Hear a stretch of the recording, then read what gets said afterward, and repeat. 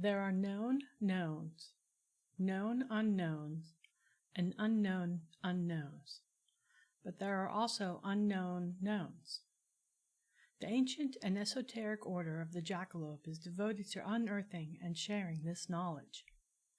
Each episode we take some piece of miscellaneous esoterica that has slipped through the cracks of common knowledge and present it to you in an easily digestible format. No topic is off limits, except for the obvious. Judge Crater, call your office. Presented by Number 7. Franklin Delano Roosevelt had a problem. At the beginning of January 1930, New York State Supreme Court Justice Joseph Proskauer announced his retirement. As governor of New York, Roosevelt was charged with appointing someone to fill Proskauer's seat until the general election in November. The problem was that everyone had a different set of preferences for Proskauer's replacement. The New York Bar Association had one list of preferred candidates, and Tammany Hall had a completely different list. New York City residents wanted a candidate who lived in the city, and upstate residents wanted a candidate who didn't. The Jewish community demanded a Jewish candidate. Al Smith and John Curry, who were fighting for control of the state Democratic Party, were also putting their own 2 cents in. If FDR showed favor to any of these groups, he'd be making an enemy of the others. Instead, he channeled the wisdom of Solomon and picked Judge Joseph Force Crater. No one could argue that Crater wasn't eminently qualified for the job. He had his Juris Doctorate from Columbia Law School. He worked as a clerk for former New York Supreme Court Justice Robert F. Wagner, now United States Senator Robert F. Wagner. He spent years teaching law at the City College of New York, Fordham University, and New York University before stepping away from academia to focus on his private practice. He was active in Democratic politics, but was largely above the current intra-party squabbles. He was a Sigma Chi man, a Mason, and a Tammany Hall man in good standing, all of which still meant something in those days. Picking Crater made everyone happy by making everyone unhappy. He would still have never been anyone's first choice for the position, but he was someone they could all live with.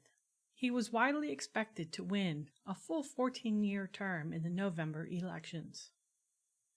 Having satisfied and dissatisfied everyone at once, Crater celebrated his appointment by taking an extended summer vacation in Belgrade Lakes, Maine, where he owned a vacation home. Of course, go-getters like Joe Crater never really stopped working, even when they're supposedly on vacation. At the end of July, he returned to New York City to handle some business. His wife Stella stayed behind in Maine, which was probably for the best. She would have been infuriated to know that Crater's business trip included a 2-day fling in Atlantic City with his mistress, showgirl Sally Lou Ritz. He returned to Belgrade Lakes on Saturday, August 2nd, and spent most of the day doing normal vacation stuff, boating, barbecuing, bowling. He told his neighbors that he was planning to stay for a solid 2 or 3 weeks. That may have been Crater's original plan, but if so, he changed his mind very quickly. Later that evening, Crater went into town to either make or receive some phone calls. The Crater residence did not have its own line. On his return, he looked visibly distressed and told Stella that he needed to return to the city to straighten those fellows out. It might take a few days, but he hoped to be back by August 6th and would absolutely be back by August 9th to celebrate Stella's birthday. The very next day, the family chauffeur, Fred Collar, drove the judge to the train station where he hopped on the first train back to New York. At his apartment on 45th Avenue, he had a brief conversation with the maid, Amelia Christian. He asked her to come back and tidy up on August 7th after he returned to Maine. Then he gave her the rest of the month off, since the Craters wouldn't be using the apartment until late August, when the new Supreme Court term started. On Monday, August 4th, Crater spent most of the day working in his chambers, with a quick break to visit his personal physician, Dr. Raggy, to see what could be done for a finger that had been crushed in a car door on his recent Atlantic City sojourn. That evening, Crater went to the Morosco Theater to see the spicy comedy Ladies All. He was accompanied by his good friend William Klein, an attorney who represented the theater and its owners. Afterwards, the two men went to Club Abbey on West 54th Street to grab a few drinks and watch the lovely Elaine Dawn perform. Dawn had made quite a splash in a recent production of Showboat. She was also another one of Crater's mistresses. On Tuesday, August 5th, Crater once again spent most of the day in his chambers, breaking only to lunch with fellow Supreme Court Justices Alfred Frankenthaler and Louis Valente.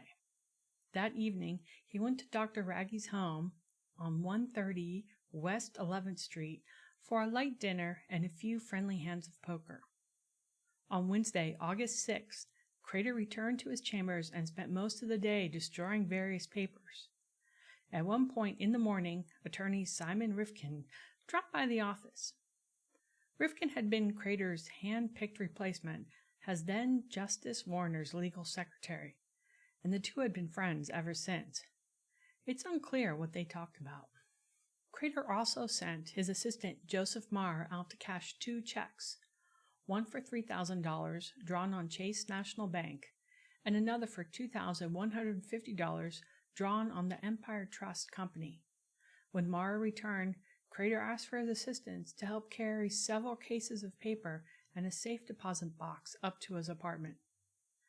Afterwards, he told his secretary, Fred Johnson, that he was going out to the Larchmont Shore Club for a quick swim.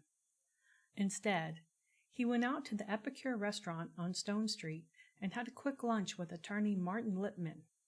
He also made a quick telephone call to lawyer Reginald Isaacs to discuss a case, and also discuss the $1,000 that Isaacs owed to the judge. In the early evening, Crater went to the Aero Ticket Agency at 1539 Broadway to reserve a ticket for the new show Dancing Partner at the Belasco Theater. While he was there, he bumped into Frank Bowers, an old friend from his hometown of Easton, Pennsylvania. He told Bowers and the ticket clerk that he was planning to return to Maine the following day.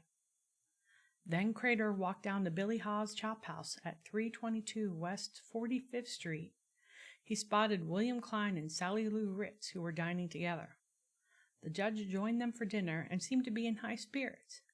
He had a lobster cocktail, chicken and vegetables, and pie.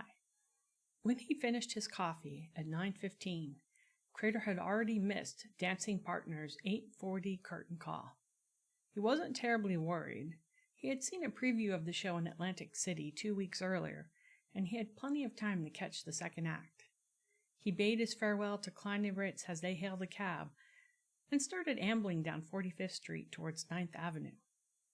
It was the last time anyone saw Judge Joseph Forrest Crater. When the maid returned to clean the Crater apartment on August 7th, nothing seemed to be amiss. The bed had been slept in, and he'd left the suit he'd worn Wednesday morning out for cleaning. Back in Belgrade Lakes, Stella Crater wasn't terribly worried that Joe hadn't returned. He said he might not be back until Saturday. She wasn't even all that worried when Joe didn't show up then either. It wouldn't have been the first time her husband had changed his plans without bothering to inform her. She was a little miffed that he'd missed her birthday, though the lovely red canoe he'd sent her as a gift took the edge off a bit. But when Monday, August 11th, rolled around and there was still no sign of the judge, Stella started to get worried. She called the apartment and got no answer, so she called Simon Rifkin. Rifkin assured Stella that Crater was probably fine, even though he had not personally seen the judge for at least 5 days. He said he would make a few inquiries on her behalf. Rifkin must have assumed that Joe Crater was having a wild weekend. He made a few calls to places where Crater liked to carouse: Saratoga, Montreal, maybe Toronto. The show Artists and Models was opening there, and several of Crater's mistresses were in the cast. No one had seen the judge. though that didn't stop Rifkin from dashing off a telegram to Stella, telling her everything was fine. Stella wasn't buying it. On Friday, August 15th, she sent chauffeur Fred Collar down to the city to check up on the judge. At Collar's first stop, the Crater apartment, he discovered a substantial pile of unopened mail, which was worrying. And yet, he too dashed off a telegram to Stella telling her everything was fine. Later, he would say that some of the judge's associates had told him not to dig too deeply, as any whiff of scandal might torpedo Crater's chance of winning a full term in November. Nobody else seemed to be all that concerned that Judge Joseph Crater had dropped off the face of the earth until Monday, August 25th, when he no-showed the opening of the New York Supreme Court's term.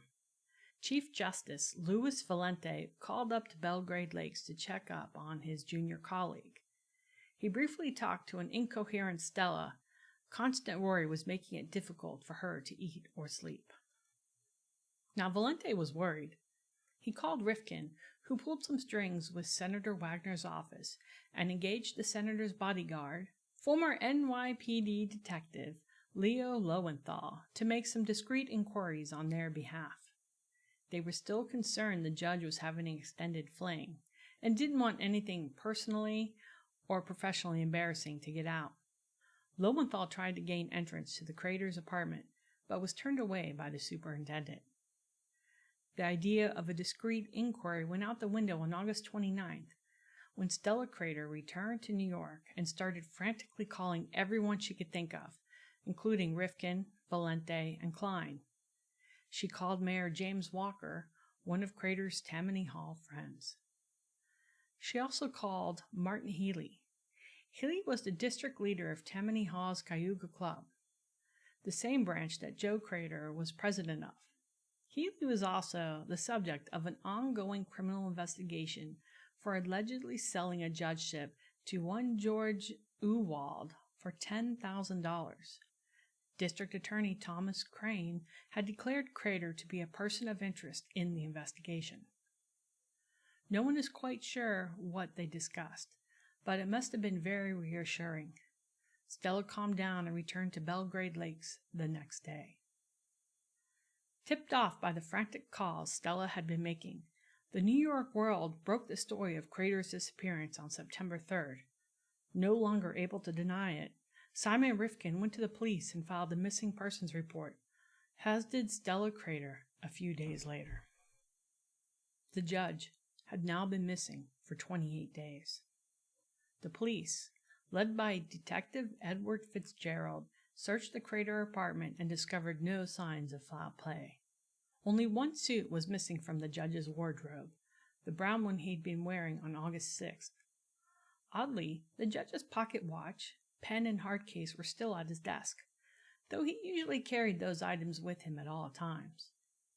As the police pieced together the timeline of Crater's last day, they realized some other things were missing: the safe deposit box and the briefcases that Joseph Marr had helped him carry, along with the $5,150 in cash that Crater had procured that day. That's about $80,000 in modern money. On the assumption that Crater had been carrying the money with him, the police began working with the theory that the judge had been killed during a robbery gone wrong. They interviewed William Klein, the last person to have seen Crater alive. Klein gave the police a highly edited and inaccurate account of that night, leaving Sally Lou Ritz out of the story entirely and implying that the judge had hailed a cab. That sent the cops on a wild goose chase as they tried to track down the non-existent cabbie that had given the judge his final ride. Police also discovered that someone had picked up the ticket being held for the judge at the Belasco box office. That someone had not been Crater, though, as no one remembered seeing him at the theater. Soon enough, they realized that Klein omitted Sally Lou Ritz from his story and tracked her down. Ritz reaffirmed that when she'd last seen the judge, he'd been walking down 45th Avenue towards 9th Street, away from the Belasco. Justice Valente claimed that his men had tracked Crater back to the Club Abbey. That was interesting because the Abbey was also a well-known mob hangout owned by Oni Madden and frequented by equally unsavory characters like Lex Diamond, Dutch Schultz, and Mad Dog Cole. Could the judge and his huge wad of cash have run afoul of some low-level mobster? Statements by Ritz also pointed the cops in the direction of several of Crater's other mistresses, including June Bryce, Elaine Dawn, Jane Manners, Constance Marcus, Marie Miller, and Alice Woods. Most of them were showgirls who had been introduced to the judge by William Klein. Several had ties to the Club Abbey. None of them had seen Crater. Several denied having a sexual relationship with the judge, though they all admitted to going on dates with Good Time Joe. While the cops pursued the idea of a robbery murder, D.A. Crane tried to tie Crater's disappearance to his ongoing Uwald-Healy investigation. He had a point. It certainly seemed suspicious that Crater had spent his last day destroying legal files that could have been potential evidence. But he was also making a desperate gamble. Crane had been unable to convince a grand jury that his case was worth pursuing, and was trying to keep his case alive. It didn't work, and in the end, FDR took the matter out of Crane's hands by creating the Hofstadter Committee to investigate the Uwald-Healy matter and other reports of corruption in the city. Crane responded by impaneling a grand jury to investigate Crater's disappearance.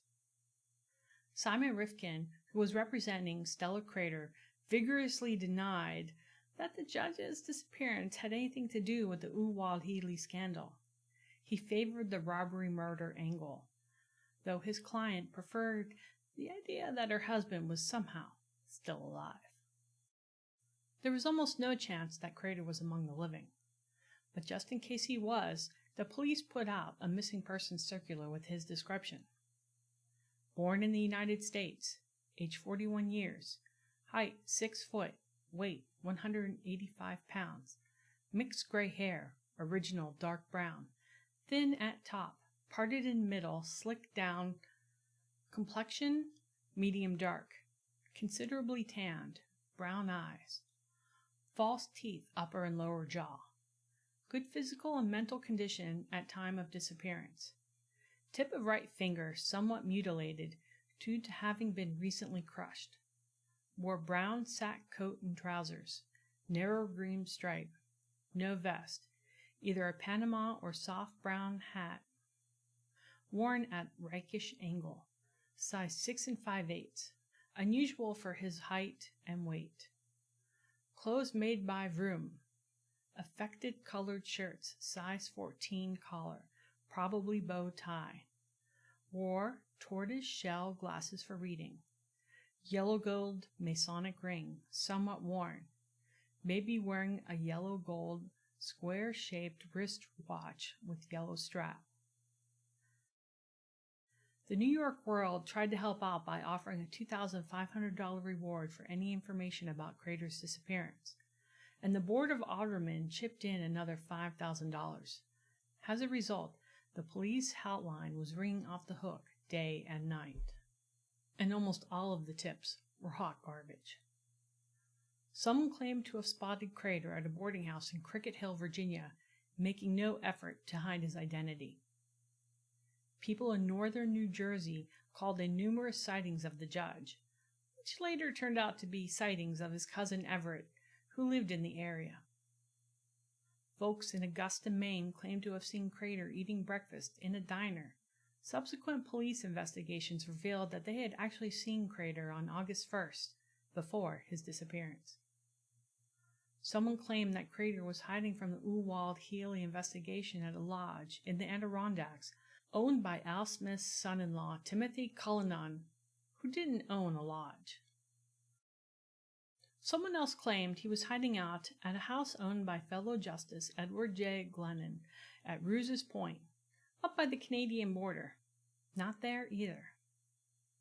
Or maybe had fled to a secret getaway in Cape Breton, Nova Scotia, which could not be reached by phone.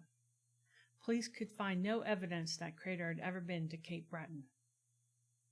A woman boasted of having been Crater's companion for a 3-day whoop party in the bridal suite of a Montreal hotel, but her story could not be corroborated.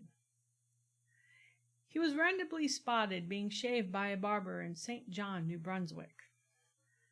And of course, every unclaimed corpse in the morgue was trumpeted by the papers as a possible crater, along with every body found floating down the Hudson, East River, or Delaware. None of them were. In the middle of all this, Stella Crater received a letter, postmarked September 4th, which contained a ransom note demanding $20,000 for the safe return of her husband. It was likely a prank or a copycat, but when she passed the note on to Crane's grand jury, they declined to investigate. What Crane's grand jury was interested in investigating was Stella Crater. They sent her a list of 29 questions they wanted answered. Stella's responses were, let's say, succinct. She claimed not to know anything about Crater's work, her marital finances, or anything else. She openly lied, stating that Crater had never previously made trips without telling her, and claiming that she had not known her husband was missing until August 25th, a solid 2 weeks after her first frantic call to Simon Rifkin. She also claimed that she had not received any money since her husband's disappearance, which wasn't true.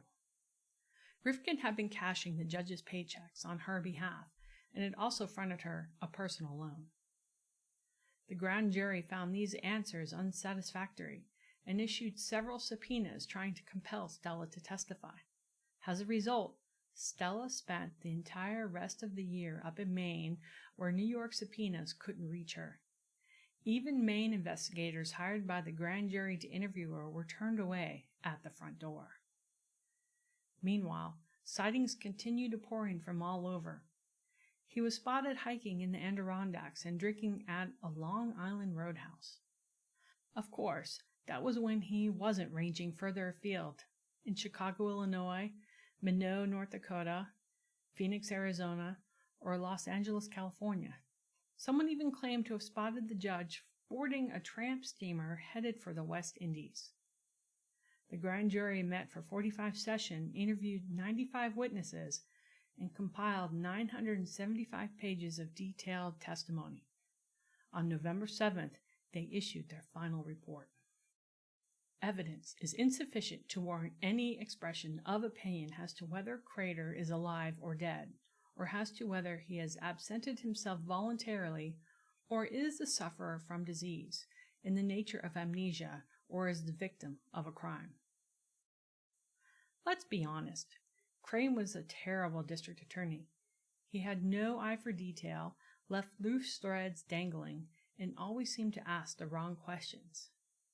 On the other hand, his investigation didn't even start until after the judge had been missing for over 40 days. By that point, his trail was as cold as ice, and nothing could be done to warm it up. The grand jury was kept on call until January 8th, just in case there were any new breaks in the case. There weren't, at least not until after January 8th. With the threat of subpoena hanging over her head, Stella Crater no longer had any need to hide out in Maine. She returned to New York on January 18, 1931. While straightening up, Stella opened a bureau drawer in the bedroom and found 4 manila envelopes labeled with her initials in Joe's handwriting. She opened them up and discovered some $6,690 in cash, representing all of the money Joe had withdrawn from the bank on August 6th, and then some. Several $1,000s in checks and stock dividends payable to Crater, including several checks from Francis Cullinan, Simon Rifkin, and Senator Wagner's law partner. 4 life insurance policies on the judge, totaling $30,000, only 3 of which the authorities knew about. Financial statements and bank passbooks. A will dated July 4th, 1925, leaving everything to Stella. A list of people who owed Crater money, including Francis Cullinan and Reginald Isaacs, who Crater had called on the day of his disappearance. There were a few handwritten notes at the end of the list of debts. "This is all confidential. He will pay you." And ominously, what was either "I am very weary" or "I am very sorry." Stella reported her discovery to the district attorney, but not before waiting several days. She claimed that she had seen the envelopes during her last visit to the city in late August, but had not thought to open them at the time. This was a remarkable claim, even more remarkable by the fact that the apartment had been searched by Leo Lowenthal on August 30th, by the police on September 4th and 8th, and by D.A. Crane on October 8th. None of them had seen the envelopes. Either every investigator assigned to the case was horribly incompetent, or the envelopes had been placed in the apartment sometime after October. Stella claimed that the drawer was small and easily overlooked because it was covered by a bureau scarf. That didn't make the situation any better. The presence of the missing money seemed to counter the police's robbery theory. That is, if the money in the envelopes was the same money Crater had withdrawn and not replacement bills hastily assembled months later. Was the money genuine? Was it planted after the fact as a cover-up? Had Stella found these documents in August and hidden them from the police? Or were the police just incompetent? No one seemed to care enough to dig deeper. Judge Crater remained the most famous missing person in the world. Sightings continued to pour in year after year. Crater was dancing his cares away at Lake Arrowhead. He was an amnesiac locked up in Jackson, Mississippi. He was a hobo hitching the rails or stowing away on tramp steamers. He was a sheep farmer in Oregon. He was prospecting for gold in Alaska, Arizona, or California. He was running a casino in Atlanta or North Africa, or maybe just bartending in Mexico. When Warner Brothers Pictures released Bureau of Missing Persons in 1933, they ran a publicity stunt where they offered to pay Crater $10,000, but only if he showed up to claim the money in person. Pranksters would have PA systems page Judge Crater with a rejoinder to call his office. Another prankster wrote a message claiming that the judge was being held captive in Detroit, stuffed it into a bottle, and threw it into Lake Erie. The giveaway was that it was written on a playing card, the Joker, naturally. Stella Crater eventually married Carl Kuntz in 1938, which made her a bigamist, as Joe Crater would not be declared legally dead until 1939. That allowed Stella to collect on Joe's insurance policies, though she had to post a $23,000 bond just in case he ever turned up out of the blue.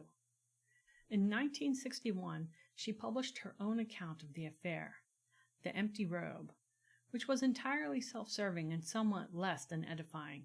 She died in 1969. The New York City Police Department spent close to $1 million trying to find Crater over the years. They officially closed his missing persons case file in 1979 and continued to receive reports of sightings well into the 1980s. Judge Joseph Force Crater is still missing. We'll never know what really happened to Crater, but we can go over all the leading theories. One of the popular theories at the time was that Crater had lost his memory thanks to a bonk on the head and was wandering the country as an amnesiac. To people who like this theory, I say, that's not how amnesia works. You watch too many movies. Another popular theory was that the judge had run away to start a new life with one of his mistresses.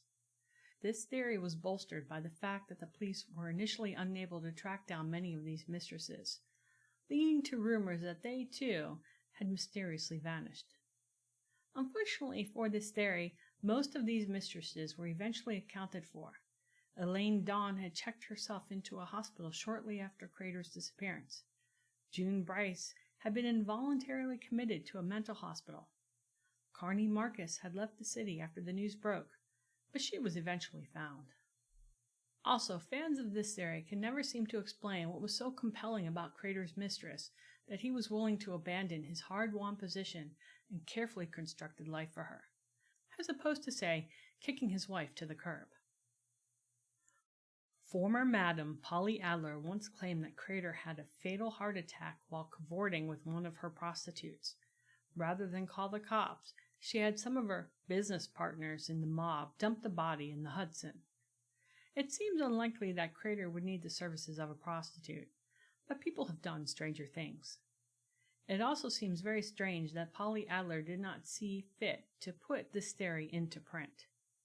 There is only a passing mention of Crater in her 1953 memoir, A House is Not a Home, and it doesn't mention anything about the heart attack. Could Crater have had a heart attack? Sure, he was hardly the picture of health, but it's also just as likely this was a story concocted by an aging madam to try and stretch out her time in the spotlight. Another theory is that Crater was murdered by a jealous lover of one of his mistresses. Frequently, the jealous lover is one of the mobsters who hung around the Club Abbey, usually Legs Diamond. This theory has some appeal, but doesn't explain why no trace of the judge was ever found. In the 1950s, retired butcher Henry Krause began claiming that he used to lease his Bronxville house to politicians for their flings. After he rented it to Crater in August 1930, he found the place full of blood, which he quietly cleaned up. Krause could never answer why he had waited over 20 years to make this information public. His claims were enough to convince several retired NYPD detectives and amateur investigators, but no serious investigation of Krause's residence was ever made. I say no serious investigation because in 1959, Dutch psychic Gerard Croiset claimed to detect emanations from Crater's body in Krause's backyard, which was dug up to reveal nothing. 5 years later, more emanations led Croiset to a highway berm in Yonkers, much to the same effect. In any case, this theory seems possible, but not provable. It's sometimes claimed that Crater was being blackmailed by either one of his former mistresses or her mobbed-up lover, who murdered him when he refused to pay up. Proponents of this theory seem to not understand how extortions work. Yes, it's bad when your mark won't pay up.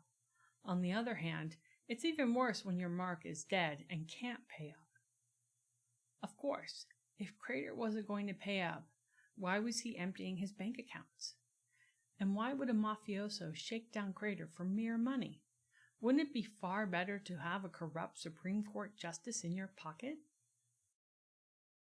In the 1950s, convict Harry Klein claimed that he and Chowderhead Cohen had kidnapped Crater outside of the Chop House, whisked him away to Philadelphia, and held him for ransom in a warehouse at Walnut and 7th. Crater refused to pay, and with the cops closing in on the Boo Boo Hoff mob, the two kidnappers shot the judge in the head and dumped his body where no one would find it. Needless to say, there are some enormous problems with this theory. First, no serious ransom note was ever discovered. Second, the warehouse wasn't exactly in some remote location. It was right on Washington Square and near the very busy offices of the Curtis Publishing Company. And finally, consider the source, a mobster on death row trying to escape the chair. This one just doesn't pass the sniff test. In the initial investigation, the police operating theory was that Crater had been murdered for the thousands of dollars in cash he was carrying around. That theory was destroyed when the money turned up months later in his dresser drawer.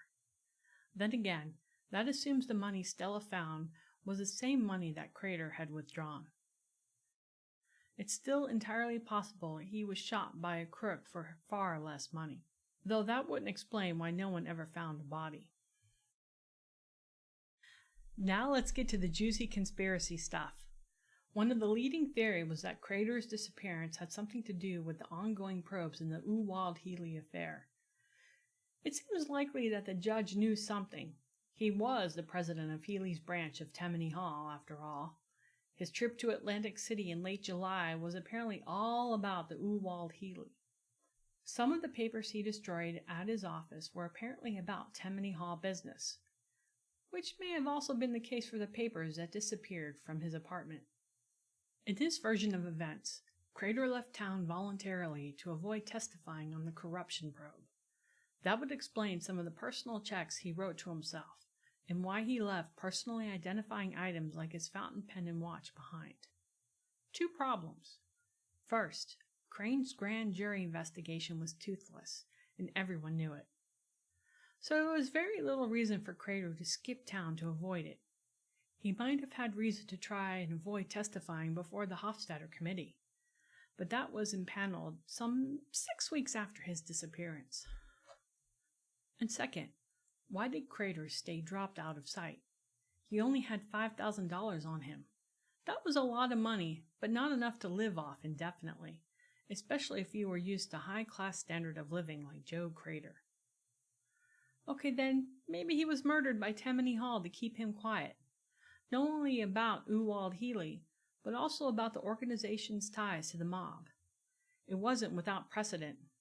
In 1931, Tammany Hall figures, including Mayor Jimmy Walker, were implicated in the murder of prostitute and extortionist Vivian Gordon, who was scheduled to testify before the Hofstadter Committee.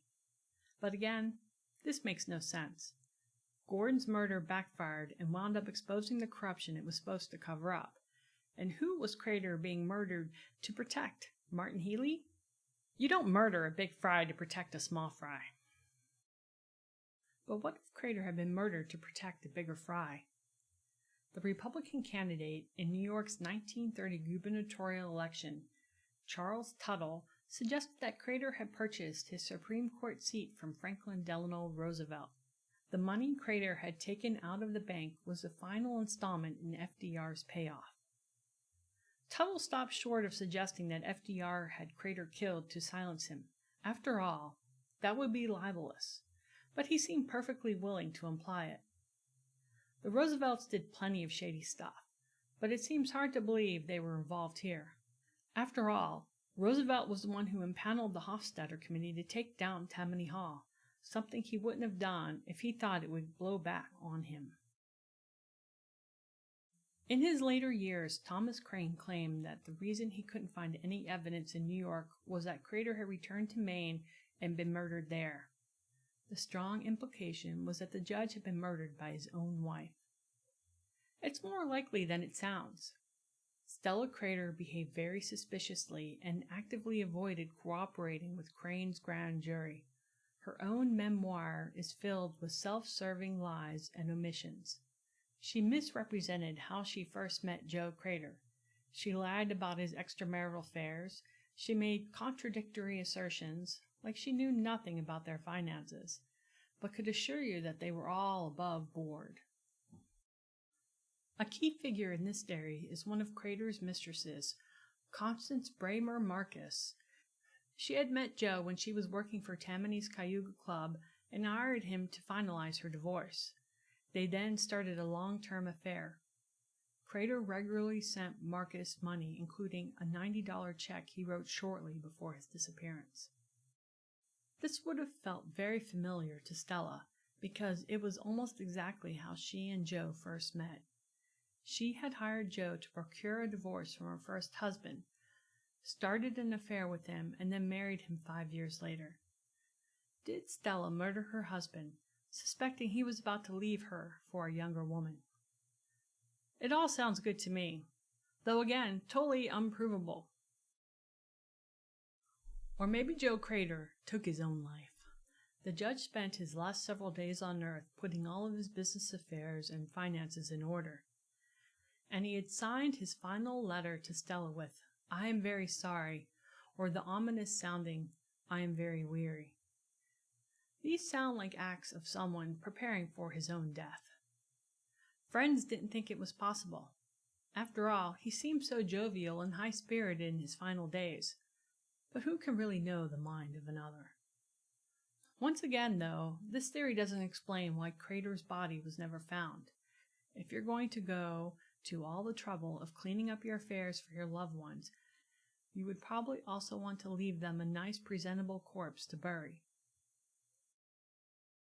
For years, those were all the main theories about the death or disappearance of Judge Joseph Force Crater. Then, on April 2nd, 2005, 91-year-old Stella Ferrucci Good died in Queens, New York. Among her effects, granddaughter Barbara O'Brien discovered a letter written by her grandfather, former Parks Department Supervisor Robert Good, with the ominous label, "Do not open until my death." Inside was a brief letter purporting to tell the story of Crater's death. After Crater left Billy Hawes' chop house, he was picked up by a cab driven by one Frankie Burns, who then picked up two unnamed men. They then drove to Coney Island, where the unnamed men shot Crater and buried him under the boardwalk near West 8th Street.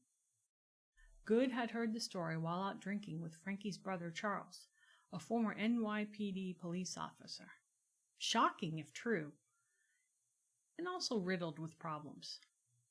First off, it's third-hand evidence. Good heard the story from Charles Burns, who heard it from Frank Burns. Who knows what changed in the telling? Also, why did Good feel this was so damning it needed to be hidden for years? Maybe he was afraid of Charles Burns, who was notoriously corrupt.